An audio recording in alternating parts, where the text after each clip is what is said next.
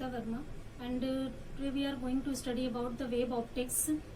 So before starting wave optics, I think I have to tell you about something ray optics. So basically आप ray optics already पढ़ चुके हैं. In ray optics you have studied about the macroscopic phenomena like reflection, refraction and rectilinear propagation of light. तो ray optics और wave optics में बहुत थोड़ा सा डिफरेंस है. तो रे ऑप्टिक्स में आपने क्या किया था कि रेक्टिलिनियर या स्ट्रेट लाइन ज्योमेट्री पड़ी हुई थी रे की, यानी कि रेज जो है लाइट वेव्स या रेज क्या करती हैं, स्ट्रेट लाइन में चलती हैं, यानी रेक्टिलिनियर प्रोपगेशन करती हैं. और due to this straight lights you are able to define the phenomena of reflection and refraction which we have already studied. अगर हम माइक्रोस्कोपिक फिनोमिना पे आए, माइक्रोस्कोपिक टर्म्स पे आए, तो there a lot of phenomena like interference, diffraction, polarisation सब आगे पढ़ेंगे. तो ये सारे फिनोमेना हम क्या करते हैं, रे ऑप्टिक्स से नहीं डिफाइन कर पाते हैं, बिकॉज हम सिर्फ ज्योमेट्री ऑफ स्ट्रेट लाइन से डिफाइन करना हमारे लिए काफी मुश्किल है.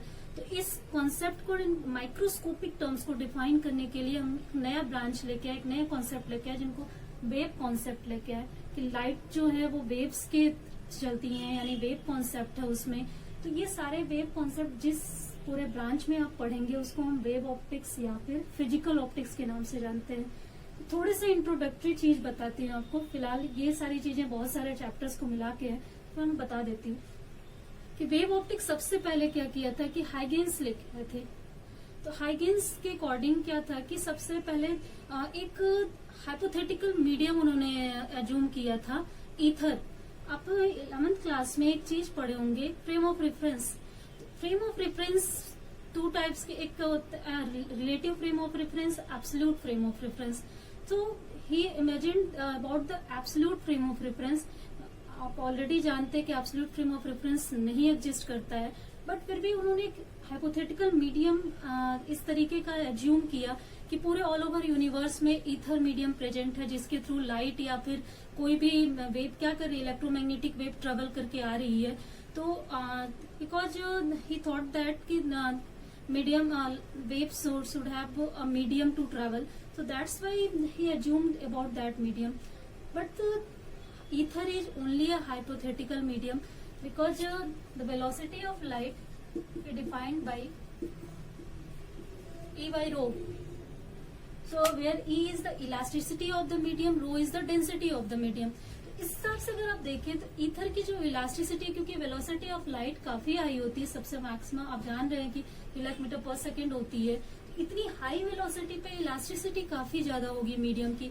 और ऐसे कोई मीडियम जो परफेक्टली इलास्टिक हो, इलास्टिसिटी में जानते हैं कि कोई पॉसिबल नहीं है कि जिसकी इलास्टिसिटी बहुत ज्यादा हो, यानी कि अगर उसमें किसी टाइप का डिस्टर्बेंस क्रिएट कर दिया जाए तो वो वापस कंप्लीटली अपनी कंस्ट्रेंट पोजीशन को या कंस्ट्रेंट कॉन्फ़िगरेशंस को रिगेन कर ले. So that's why ether is impossible. Actually according to ether there was a experiment. जब आप कभी रिलेटिविटी का टॉपिक पढ़ेंगे in higher physics, then in relativity there is a experiment, Michelson Morley experiment. And Michelson Morley experiment was done originally for the foundation of ether. Michelson and Morley चाहते थे कि वो एक इस हाइपोथेटिकल मीडियम ईथर को search करें कि ether जैसा कोई मीडियम प्रेजेंट है कि नहीं, एब्सोल्यूट कोई फ्रेम प्रेजेंट है कि नहीं, यानी जहां से हम क्या कर सके हैं, इस सारे क्वांटिटीज को मेजर कर सके, सारे क्वांटिटीज देख सके. तो ऐसा कोई फ्रेम ऑफ रेफरेंस एग्जैक्टली उन्हें मिला नहीं, यानी सारे फ्रेम ऑफ रेफरेंस रिलेटिव है. जैसे कि क्या है कि अगर मैं यहाँ पे खड़ी हूँ, आप वहां पे है, तो आपको डिस्टेंस मेजर करनी है मुझसे, तो मैं आप अपने को स्टेशनरी मान के एक डिस्टेंस आपके साथ मेजर कर सकते हो. आप क्या कर सकते हो, आप खुद को स्टेशनरी मान सकते हो, मुझे मान के डिस्टेंस मेजर कर सकते हो. मीन्स कि जो आपका स्टेशनरी फ्रेम ऑफ रेफरेंस था वो फिक्स फ्रेम ऑफ रेफरेंस है, जो कि कहीं पे भी प्रेजेंट हो सकता है अगर वेलोसिटी कंटिन्यूअस है या फिर वो वेलोसिटी जीरो या स्टेशनरी है. तो इनिशियल फ्रेम ऑफ रेफरेंस आपने पढ़ा हुआ है. इनिशियल सारे जितने भी इनिशियल फ्रेम ऑफ रेफरेंस है वो सब रिलेटिव है, ना कि ऐसा कोई फ्रेम ऑफ रेफरेंस नहीं प्रेजेंट है जहां से हम हर क्वांटिटी को मेजर कर सके. हम हर क्वांटिटी एक दूसरे के रिलेटिव मेजर करते हैं. आप चाहे सन एंड अर्थ की डिस्टेंस देखिए या फिर अदर किसी भी प्लैनेट्स या अदर दो पार्टिकल के बीच की भी डिस्टेंस, कुछ भी मेजर करना चाहते हैं, लेंथ मेजर करें, टाइम मेजर करें, टाइम इंटरवल मेजर करें, सब कुछ आप देखते हैं कि आप रिलेटिवली मेजर करते हैं। यू नीड 2 क्वांटिटीज ऑलवेज, यानी आपके पास ऐसी कोई फिक्स्ड क्वांटिटी नहीं है स्पेस में जहां से आप हर चीज को क्या कर सके, मेजरमेंट वहां से कर सके, यानी कोई भी एब्सोल्यूट फ्रेम आपके पास प्रेजेंट नहीं है। So the Huygens imagination about the ether was totally wrong. तो आगे जाके इसको मैक्सवेल ने, माइकलसन, मोरले ने, सब ने वर्क किया इस पे और ईथर के कॉन्सेप्ट को डिनाई किया। ईथर जैसा कोई मीडियम प्रेजेंट नहीं है। तो वेव्स या लाइट किसी भी हाइपोथेटिकल मीडियम से नहीं आती है, बल्कि वो डायरेक्ट कहीं पे भी सेंड होती है, यानी कि वो सेम पेज में होती है, सेम वेलोसिटी से हर जगह प्रेजेंट होती है। डिपेंड करती है सिर्फ और सिर्फ मीडियम पे कि किस तरीके के मीडियम में वो ट्रेवल कर रही है। ठीक, आगे इसी तरह मैक्सवेल ने वर्क किया। मैक्सवेल ने प्रूव किया कि लाइट इलेक्ट्रोमैग्नेटिक है, यानी कि लाइट में इलेक्ट्रिक फील्ड और मैग्नेटिक फील्ड्स हैं जो एक दूसरे के क्या करते हैं, परपेंडिकुलर डायरेक्शन में मूव करते हैं। जैसे अगर ये आपके प्रोपगेशन के डायरेक्शन है लाइट की, ये आपका मैग्नेटिक फील्ड है, इलेक्ट्रिक फील्ड इसके जस्ट परपेंडिकुलर होगा। ये मैक्सवेल ने प्रूव किया हुआ था। तो according to Maxwell light has the property of transverse nature. आप लॉन्गिट्यूडनल और ट्रांसवर्स वेव प्रोपगेशन पढ़ चुके हैं ऑलरेडी। तो लाइट क्या होती है, नेचर में ट्रांसवर्स होती है, ये मैक्सवेल ने प्रूव किया था। इलेक्ट्रोमैग्नेटिक होती है, प्रूव किया था। और इसके थ्रू वो ये डिराइव करने में सक्सेसफुल हुए थे कि जितने भी इलेक्ट्रोमैग्नेटिक वेव है उनकी वेलोसिटी कितनी होगी, उनकी प्रॉपर्टी कितनी होगी, क्योंकि लाइट की प्रॉपर्टी हम जानते थे। ये सारे फिनोमेना इलेक्ट्रोमैग्नेटिक वेव्स आपका प्रोसेस करते हैं, उनको इजिली हम डिफाइन कर पाए। ठीक, तो फिलहाल ये आपका वेव कॉन्सेप्ट था। वेव कॉन्सेप्ट से हम सारे फिनोमेना जितना reflection, refraction, polarisation, interference, diffraction हम इजिली बता पाए। बट लाइट के कुछ फिनोमेना है, जैसे फोटो इलेक्ट्रिक इफेक्ट है, कॉम्पटन इफेक्ट है, रमन इफेक्ट है, ये सारे फिनोमेना लाइट के कभी भी हम वेव नेचर से नहीं बता पाए। तो इसके लिए एक नए नेचर की जरूरत हुई, नए कॉन्सेप्ट की जरूरत हुई, जिसको हम क्या कहते हैं, पार्टिकल कॉन्सेप्ट कहते हैं या क्वांटम कॉन्सेप्ट। सबसे पहले क्वांटम कॉन्सेप्ट प्लैंक ने दिया था, जिसको डिराइव कर सकते हैं या एक्सपेंड आइंस्टीन ने किया था। आइंस्टीन ने उनके कॉन्सेप्ट के हेल्प से सबसे पहले फोटो इलेक्ट्रिक इफेक्ट के फिनोमेना को डिफाइन किया, एक्सपेंड किया, जिसके लिए उन्हें नोबेल प्राइज भी मिला हुआ है। तो उन्होंने एक बताया कि पार्टिकल नेचर के थ्रू आप क्या कर सकते हैं कि ये सारे फिनोमेना बता सकते हैं। अब यहाँ पे अब 2 फिनोमेना है। लाइट की कुछ प्रॉपर्टी वेव नेचर से आप बता रहे हैं, यानी कि कुछ इस तरीके की वेव्स ट्रेवल कर रही हैं उससे बता रहे हैं। लाइट की कुछ प्रॉपर्टी आप बोल रहे हैं कि पार्टिकल नेचर होता है, जैसे इलेक्ट्रॉन, प्रोटॉन, न्यूट्रॉन्स हैं आपके पास। लाइट इसी तरीके से फोटॉन से मिलके बनी हुई है, आप इस तरीके से बता रहे हैं। तो आखिर दोनों नेचर में कौन सा नेचर सही है, इस कर सकते हैं कंफ्यूजन को डे ब्रॉगली ने दूर किया। डे ब्रॉगली इसके पहले मैटर वेव्स के लिए ये बता चुके थे। मैटर वेव मीन्स जिससे इलेक्ट्रॉन, प्रोटॉन, न्यूट्रॉन से आपके सारे मैटर बने हुए हैं। तो इलेक्ट्रॉन, प्रोटॉन, न्यूट्रॉन पार्टिकल्स हैं। बट अगर पार्टिकल्स क्या करें कि कहीं से कहीं पे जंप करें, तो एक इलेक्ट्रोमैग्नेटिक वेव्स वहां से इमिट होती है, मीन्स वो वेव नेचर को भी शो करते हैं। या फिर वो मूविंग हो तो उनके साथ एक वेव एसोसिएटेड होती है। तो उन्होंने बताया कि मैटर पार्टिकल्स के पास वेव नेचर और पार्टिकल नेचर दोनों होता है, यानी दे हैव डुअल कैरेक्टर। तो same as a matter light also possesses dual character, means light के पास दोनों प्रॉपर्टी। लाइट में फोटॉन्स होते हैं, यानी पार्टिकल होते हैं, और फोटॉन्स जब मूव करते हैं तो मूविंग की वजह से एक लोकस क्रिएट होता है, यानी एक वेव क्रिएट होती है। तो आप बहुत सिंपल से, मैं आपको बाद में डुअल कैरेक्टर बताऊंगी कि कब पार्टिकल नेचर होगा, कब आपका वेव नेचर होगा। मतलब ये डिपेंड करता है कि स्टेशनरी एंड मूविंग प्रॉपर्टी के according. So that's light has also the dual character. De Broglie proved it and De Broglie gave that concept to us. So जहां पर भी हमें पार्टिकल, यानी दोनों नेचर एक दूसरे के कॉम्प्लीमेंट्री है। लाइट के जिस फिनोमेना को हम वेव नेचर से एक्सप्लेन कर सकते हैं, वहां पे हम लाइट का वेव नेचर लेते हैं। जहां पे हम पार्टिकल नेचर से एक्सप्लेन कर सकते हैं, पार्टिकल नेचर लेते हैं। तो ये एक प्राइमरी कॉन्सेप्ट था, प्राइमरी आपको इंट्रोडक्शन था कि लाइट या फिर इलेक्ट्रोमैग्नेटिक वेव्स हैं क्या, कैसे कैसे ये आपका डेवलप हुई है, इन पे थ्योरीज किस तरह डेवलप हुई है, रिसर्च किस तरह से हुई है। There is a lot, very extended concept. यहाँ पे हम आपको पूरे चैप्टर्स में, मुझे लग रहा है, इंटरफेरेंस, डायफ्रैक्शन, पोलराइजेशन, ये सारे माइक्रोस्कोपिक टॉपिक बताएंगे। मेन हमें अभी पार्टिकल नेचर पे नहीं जाना है, हम सिर्फ आपको एक थ्योरी, एक हिस्ट्री बता रहे थे इसकी। तो फिलहाल हमें वेव नेचर से स्टार्ट करना है कि लाइट के पास वेव नेचर है, जिसकी वजह से हम माइक्रोस्कोपिक प्रॉपर्टीज को क्या कर सकते हैं, बता सकते हैं। ठीक, तो वेव नेचर में सबसे पहला कॉन्सेप्ट है जो हम पढ़ना है वो है wave front.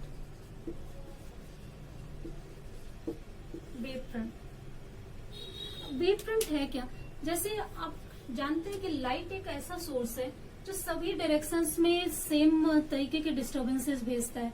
Means if there is a point source then it will send disturbances in all direction, you can see like this, okay? तो अगर लाइट सारे डायरेक्शन में कोई सोर्स है, लाइट सोर्स, वो सभी डायरेक्शन में सेम तरीके के अगर डिस्टर्बेंसेज भेजा और मीडियम अगर होमोजीनियस है, I am not talking about heterogeneous medium, अगर मीडियम हेट्रोजीनियस है तो ऑब्वियस चीज है कि सारे जो भी डिस्टर्बेंसेज है वो डिफरेंट डिफरेंट टाइम्स पे पहुंचेंगे। बट अगर मीडियम होमोजीनियस है तो जो आपके डिस्टर्बेंसेज है वो एक ही टाइम पे यानी सेम इंस्टेंट पे किसी पोजीशंस पे क्या करेंगे, पहुंचेंगे। ठीक, तो अगर आप एनी टाइम टी में देखें तो वेलोसिटी आपकी कितनी है, सी है, तो सी इंटू टी डिस्टेंस सारे जितने भी डिस्टर्बेंस होंगे एक साथ कवर करेंगे, यानी इनका फेज क्या होगा, सारे पॉइंट का सेम होगा। तो वेव फ्रंट क्या है, बेसिकली ऐसे सभी पॉइंट का लोकस है जो कि सेम पेज में एक ही इंस्टेंट पे अकर करते हैं। तो अगर हम इसका लोकस क्रिएट करें, I am not very good while drawing a figure, sorry for that, but अगर हम लोकस क्रिएट करें तो आप देखिए कि एक तरीके का एक स्फीयर फॉर्म हो रहा है। तो अब इसकी को हम वेव फ्रंट कहते हैं। ये एक पर्टिकुलर एग्जाम्पल है, इसके अकॉर्डिंग वेव फ्रंट वैसे 3 टाइप्स के होते हैं। बट अगर आपको एक नॉर्मल सिंपल वे में समझना है तो वेव फ्रंट है locus of all disturbances which are sent by a light source and which are in the same phase at any instant. Okay, means किसी इंस्टेंट t पे वो सारे पॉइंट का लोकस जो कि सेम फेज में हो किसी होमोजेनियस मीडियम में, वो क्या कहलाएंगे, आपके वेव फ्रंट कहलाएंगे, यानी एक वेव फ्रंट फॉर्म करेंगे। ये कॉन्सेप्ट बहुत इंपॉर्टेंट है एक्चुअली। ये रे ऑप्टिक्स से आपकी हटके है। रे ऑप्टिक्स में आपने क्या किया था, सिंपल स्ट्रेट प्रोपगेशन पढ़ा था, स्ट्रेट ज्योमेट्री पढ़ी थी, ज्योमेट्री ऑफ स्ट्रेट लाइन, यानी लाइट एक स्ट्रेट लाइन में चलती है, it's right, light also straight line में जा रही है। बट अगर आप इसका डिस्टर्बेंस देखते हो एक अलग तरीके का आपको यहाँ पे वेव फ्रंट मिलेगा, स्फेरिकल मिलेगा, सिलेंड्रिकल मिलेगा, डिफरेंट डिफरेंट टाइप्स के। और उन डिफरेंट टाइप्स के वेव फ्रंट पे हम आगे क्या करेंगे कि कुछ माइक्रोस्कोपिक फिनोमेना को डिफाइन करेंगे। ठीक, तो आई थिंक वेव फ्रंट समझ में आ गया सिंपल कि वेव फ्रंट क्या है, लोकस है। एक लोकस अगर आप ड्रॉ करें, ज्योमेट्रिकल लोकस है उन सारे पॉइंट्स का जो कि सेम फेज में हो किसी इंस्टेंट टी पे और किसी एक पॉइंट सोर्स से क्या हो, होमोजेनियस मीडियम में भेजे गए हो।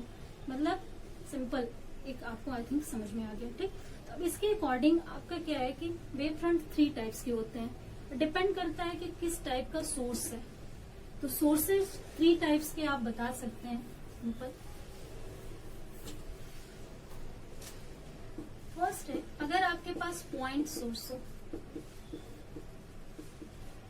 पॉइंट सोर्स सिंपल, जैसे आप टॉर्च ले लें, अगर एक बहुत ही नॉर्मल वे में एलईडी ले लें, टॉर्च ले लें तो छोटा सा, तो टॉर्च की जो लाइट वो पॉइंट सोर्स है। ठीक, फिर अगर आप पॉइंट सोर्स की लाइट देखें तो पॉइंट सोर्स क्या करता है कि सभी डायरेक्शंस में इस तरीके से डिस्टर्बेंसेस सेंड करता है।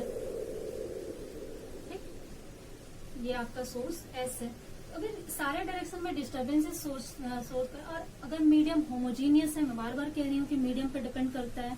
मीडियम हम हेट्रोजीनियस मीडियम की बिल्कुल बात नहीं कर रहे हैं, होमोजीनियस मीडियम की बात कर रहे हैं, स्टोपिक मीडियम की बात कर रहे हैं। तो अगर मीडियम होमोजीनियस है तो ये सारे पॉइंट्स जो कि एक इंस्टेंट टी पे हो ये सब सेम पेज में होंगे, और इनका अगर हम लोकस ड्रॉ करें तो ये लोकस आपका क्या होगा, स्फेरिकल होगा।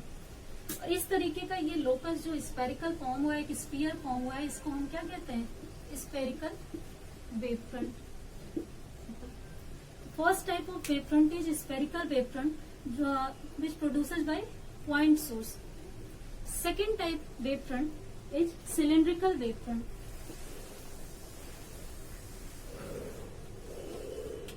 सिलेंड्रिकल वेव फ्रंट आपको कब मिलेगा, अगर मान लीजिए कि आपके पास कोई लीनियर लाइट सोर्स है, समथिंग इस टाइप, जैसे आप कोई रॉड एलईडी देखते हैं आजकल आती है, या फिर जैसे बहुत सारे सोर्सेज हैं।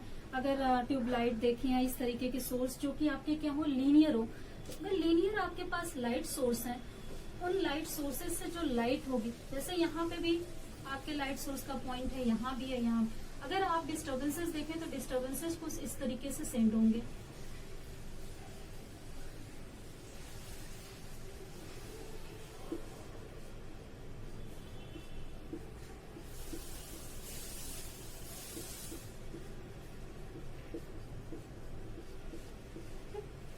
अगर आप पूरा लोकस ड्रॉ करें, इसी तरीके से ढेर सारे पॉइंट्स होंगे यहाँ पे, इन सारे पॉइंट्स के डिस्टर्बेंसेस के थ्रू अगर आप लोकस ड्रॉ करें तो आपको एक सिलेंडर मिलेगा लोकस में। जैसे आप सिलेंडर कैसे फॉर्म होगा, जैसे आप कॉइन रखते जाए, है ना। हम लीनियर सोर्स की बात कर रहे हैं, जैसे मान लीजिए कि ये लीनियर सोर्स है आपकी, तो एक अगर सिंपल अगर आप पॉइंट ले लेते तो यहाँ पे स्फेरिकल वेव फ्रंट फॉर्म होगा, ठीक। इसी तरीके से ढेर सारे पॉइंट सोर्स हैं आपके पास, और ढेर सारे पॉइंट सोर्स से स्फेरिकल वेव फ्रंट फॉर्म होते जाएंगे, और फाइनल अगर आप स्फेरिकल वेव फ्रंट को एक ज्योमेट्रिकल वे में देखें तो ये क्या होगा, एक सिलेंडर फॉर्म करेगा। तो इस तरीके के वेव फ्रंट को हम क्या कहते हैं, cylindrical wave front. I think clear है। सिंपल अगर स्फेरिकल वेव फ्रंट आपको कब मिलेगा, जब पॉइंट सोर्स हो। जैसे सिर्फ ये वाला पॉइंट अगर हम देख ले, इसके सेंटर से कोई भी पॉइंट सोर्स लाइट है, यहाँ से हम क्या कर रहे हैं, सारे डायरेक्शन में इसका लोकस देख रहे हैं, तो एक स्फीयर फॉर्म हो रहा है, यानी कि एक स्फेरिकल वेव फ्रंट फॉर्म हो रहा है। बट अगर ढेर सारे पॉइंट सोर्स आप इस तरीके से अरेंज किए हुए हो, यानी एक लीनियर वे में अरेंज किए हुए हो, तो इन सबका देखेंगे कि स्फेरिकल वेव फ्रंट फाइनल एक लोकस, एक ज्योमेट्रिकल शेप ड्रॉ करेगा, जो कि आपका सिलेंडर होगा, ठीक। तो second type of wave front is cylindrical wave front. कब मिलेगा, जब आपकी लाइट सोर्स क्या हो, लीनियर हो, ठीक। Third type of wave front, actually third type कोई है नहीं, फिर भी जैसे आपके पास लाइट सोर्स में स्टार्स हैं, सन है, सारे आपके डिस्टेंट लाइट सोर्स हैं। तो अगर बहुत ही लार्ज डिस्टेंस पे कोई भी लाइट सोर्स रखा हुआ हो, तो उससे आने वाली इस रे का आप लोकस नहीं ड्रॉ कर पाएंगे, और वो आपको प्लेन दिखेंगी एक तरीके से। आपको लगेगा कि इसकी लाइट टोटल स्ट्रेट है, यानी अगर लोकस आप ड्रॉ करेंगे किसी इंस्टेंट पे तो आपको एक प्लेन वेव फ्रंट मिलेगा। यानी अगर डिस्टेंट ऑब्जेक्ट्स हैं, डिस्टेंट सोर्स हैं, बहुत लार्ज डिस्टेंस पे रखे हुए हों, तो आपको लोकस मिलेगा, उस लोकस को आप बोलेंगे प्लेन वेव फ्रंट। तो according to source we have three types of wave front. First, अगर हमारे पास पॉइंट सोर्स है, then will get spherical wave front. अगर आपके पास लीनियर वेव सोर्स है, then we will get cylindrical wave fronts. अगर बहुत डिस्टेंट ऑब्जेक्ट है, चाहे वो वहां पे पॉइंट सोर्स हो चाहे लीनियर सोर्स हो, no matters, you will get plane wave front, ठीक। तो wave front basically three types के हैं, ये आई थिंक आपको समझ में आ गए होंगे। अब इन वेव फ्रंट्स को ही डिपेंड करके सबसे पहले इसे हाइगेंस ने ही एक्सप्लेन किया था, और इनके एक्सप्लेनेशन के अकॉर्डिंग हाइगेंस ने वेव प्रोपगेशन बताया था कि कैसे लाइट प्रोपगेट करती है। इसके लिए उन्होंने एक प्रिंसिपल दिया था,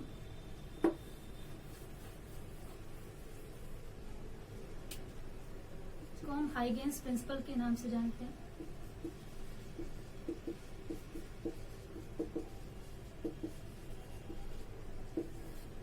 हाइगेंस प्रिंसिपल बेसिकली हमको ये बताता है कि हम कोई भी लाइट सोर्स है या फिर वेव सोर्स है, वो कैसे फॉरवर्ड प्रोपगेट करता है। आप रेक्टिलिनियर प्रोपगेशन ऑफ लाइट पढ़े हुए हैं रे ऑप्टिक्स में, कि लाइट हमेशा फॉरवर्ड आगे की तरफ जाती है, हमेशा आगे की तरफ फॉरवर्डली मूव करती है। तो वेव थ्योरी से हम कैसे बताएंगे कि लाइट फॉरवर्ड मूवमेंट करती है या फिर आगे ऐसे इस तरीके से बढ़ती जाती है। सेम चीज हम बता सकते हैं वेव थ्योरी से। इवन मैं आगे आपको ये भी बताऊंगी कि वेव थ्योरी से रिफ्लेक्शन कैसे बताएंगे, रिफ्रैक्शन कैसे बताएंगे, जो आप पढ़ चुके हैं, ठीक।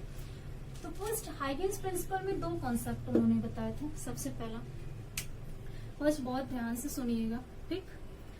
बोला था कि किसी भी वेव फ्रंट पे जो जितने भी पॉइंट्स होते हैं वो एक फ्रेश सोर्स की तरह काम करते हैं।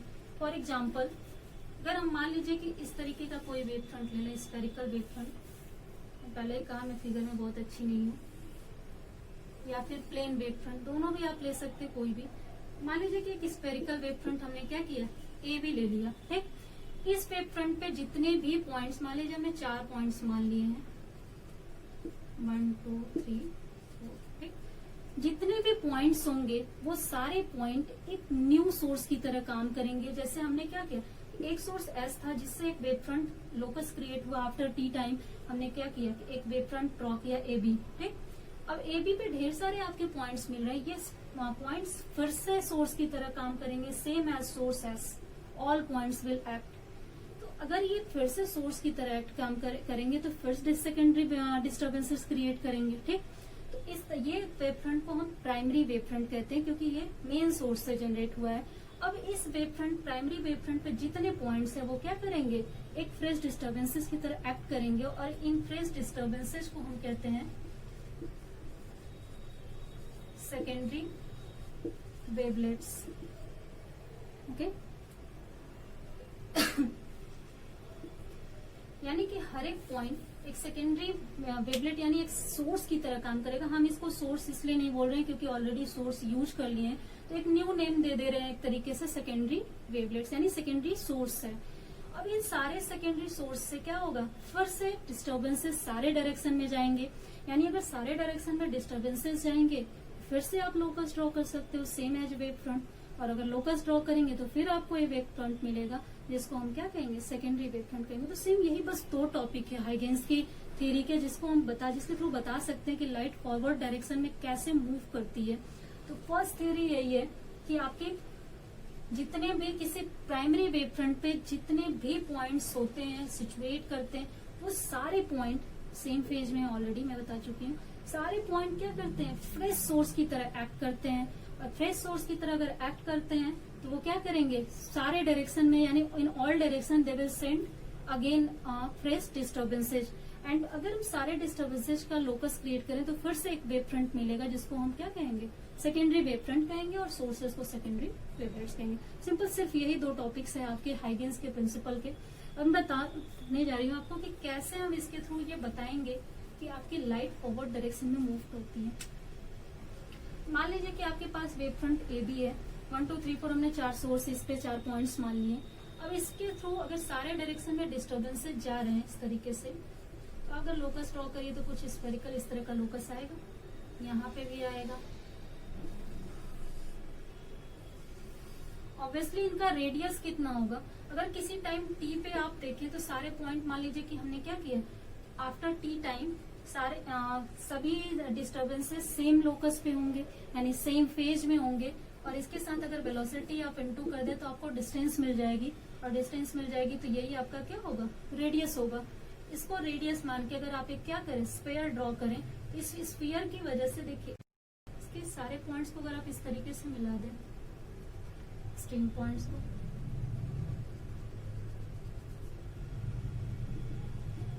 तो हमें एक फिर से क्या करते हैं, एक वेव फ्रंट मिलता है जो कि सेम है प्राइमरी वेव फ्रंट की तरह और उसके पैरेलल है। इस वेव फ्रंट को हम क्या कहते हैं, सेकेंडरी वेव फ्रंट कहते हैं, ठीक। अब इसमें देखिए दो चीजें, हम पहले आप जानते हैं कि लाइट फॉरवर्ड मूव करती है, बैकवर्ड मूव नहीं करती है, बट यहाँ पे हमें वेव फ्रंट बैकवर्ड डायरेक्शन में भी मिल रहा है। इसको अगर A1 B1 आप कर दें, इसको A2 B2 कर दें, A1 B1 फॉरवर्ड डायरेक्शन में है, A2 B2 आपके बैकवर्ड डायरेक्शन में। हमने क्या किया कि हमने C × T रेडियस मान के एक पूरा स्फीयर ड्रॉ किया, और इस स्फीयर में backward direction and forward direction दोनों के पॉइंट्स हैं। क्योंकि बैकवर्ड डायरेक्शन के लाइट को आप ऑब्जर्व नहीं कर सकते, कॉन्ट्रेरी है, आप ऑलरेडी रेक्टिलिनियर प्रोपगेशन में जानते हैं कि हम क्या करते हैं, लाइट हमेशा फॉरवर्ड मूव करती है, कभी भी बैकवर्ड मूव नहीं करती है, मतलब बैक टू सोर्स नहीं आती है, इन फॉरवर्ड डायरेक्शन में जाती है। तो ये वाला कॉन्सेप्ट इतना कॉन्ट्रेरी है, तो हमें ये पॉइंट रिफ्यूज करना है, हमें सिर्फ ये पॉइंट देखना है क्योंकि लाइट बैकवर्ड डायरेक्शन में नहीं मूव करती है। तो A2 B2 पॉसिबल नहीं है, सिर्फ A1 B1 पॉसिबल है, यानी एक सेकेंडरी वेव फ्रंट मिलेगा। और अगेन सेकेंडरी वेव फ्रंट्स पे जितने भी पॉइंट्स होंगे वो सारे पॉइंट फिर से क्या करेंगे, फ्रेश सोर्स की तरह एक्ट करेंगे। अब अगर ये पॉइंट फ्रेश सोर्स की तरह एक्ट करें तो अगेन ये सेकेंडरी डिस्टर्बेंसेस भेजेंगे, फिर से अगर सेकेंडरी डिस्टर्बेंसेस भेजे तो आप क्या कर सकते हैं, फिर एक स्फीयर इस तरीके से ड्रॉ कर सकते हैं, फिर से स्फीयर ड्रॉ करें, फिर लोकस क्रिएट करें, यानी लगातार आपको एक wave front, parallel wave front मिलता जाएगा, सेकेंडरी वेव फ्रंट। और आप देख रहे हैं कि लाइट एक तरीके से क्या कर रही है, फॉरवर्ड डायरेक्शन में मूव कर रही है, ठीक। आई think you have understood already but फिर भी मैं आपको एक बार फिर से समझा दे रही हूँ कि हाइगेन्स प्रिंसिपल है क्या। Firstly in Huygens principle first point is कि किसी भी वेव फ्रंट पे जितने भी पॉइंट सिचुएट करेंगे वो सारे पॉइंट्स एक फ्रेश सोर्स की तरह एक्ट करेंगे, जिसे हम क्या कहते हैं, सेकेंडरी वेवलेट्स कहते हैं। ठीक, और सारे सेकेंडरी वेवलेट्स क्या करेंगे, अगर फ्रेश सोर्स की तरह एक्ट कर रहे हैं then they will send secondary disturbances in all direction. और अगर हम उन सारे secondary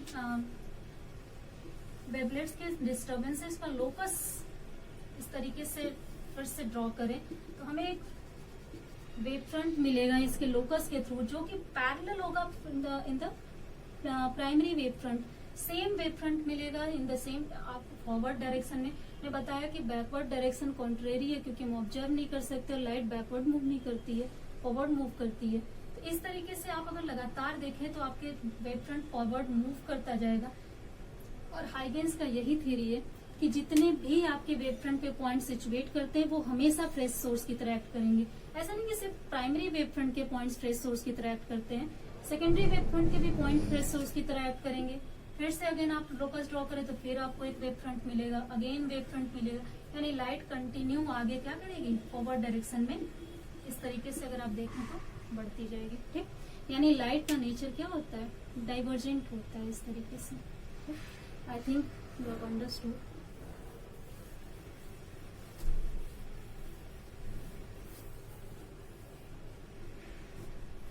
so I think Huygens principle clear हो गया।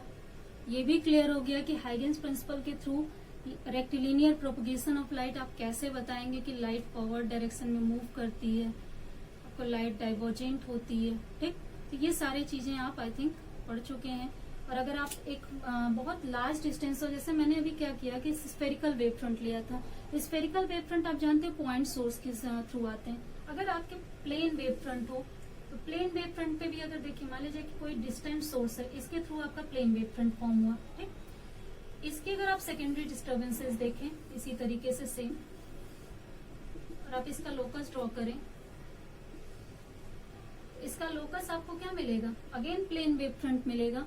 और इस तरीके की लाइट को अगर आप एक ड्रॉ करते जाएं, देखिए आप इस तरीके का रेक्टिलिनियर लाइट स्ट्रेट बता पाएंगे, है ना।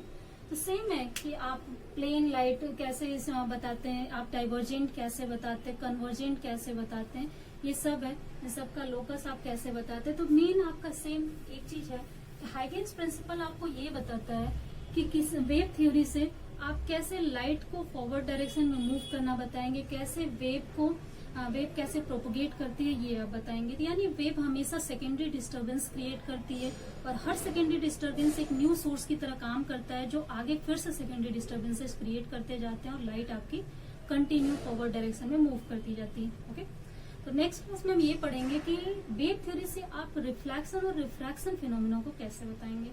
Thank you.